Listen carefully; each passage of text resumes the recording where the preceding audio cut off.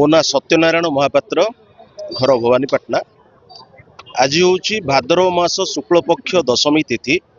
परंपरा अनुजाई प्रतिवर्ष भाद्रव मास शुक्ल पक्ष दशमी तिथि रे कलाहांडीर इष्टदेवी माँ माणिकेश्वरी ठारे नवान्न भोग लगी होता है एवं माँ माणिकेश्वरी सहित भवानीपाटना सहर समेत कलाहांडी गड़जातर समस्त जमीदारी अंचल करलापाट, महुलपाटना, थुआमूल रामपुर, जयपाटना, मदनपुर रामपुर एवं लांजीगढ़ यही सब अंचल रे आज नुआखाई पर्व पालित होउची।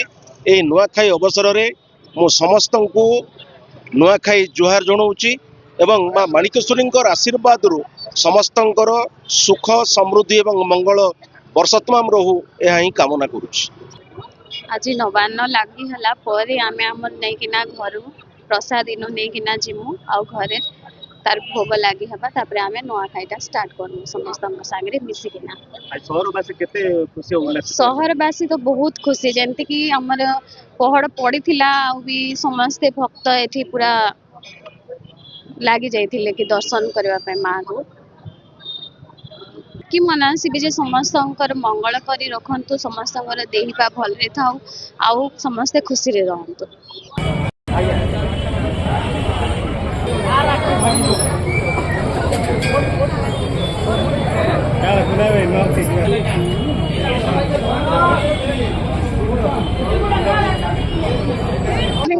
आशीर्वाद नापी आसीचु आम माँ माणिकेश्वरी सर्वप्र आमर भवानीपाटनार प्रसिद्ध ठाकुराणी आम दीक्षा मागे आसीचु नुआ फल नहीं कि खाइबू आने सब पूर्ण हम पूरा उत्साहित अच्छु बहुत खुशी अच्छु माँ माणिकेश्वरी नुआ आमर सर्वमनोकामना पूर्ण हम सकुटुंबर आम मंगल हम भगवान आम एति लगी आसीचु आ समस्ते यहाँ प्रसिद्ध भवानीपाटनार माँ माणिकेश्वरी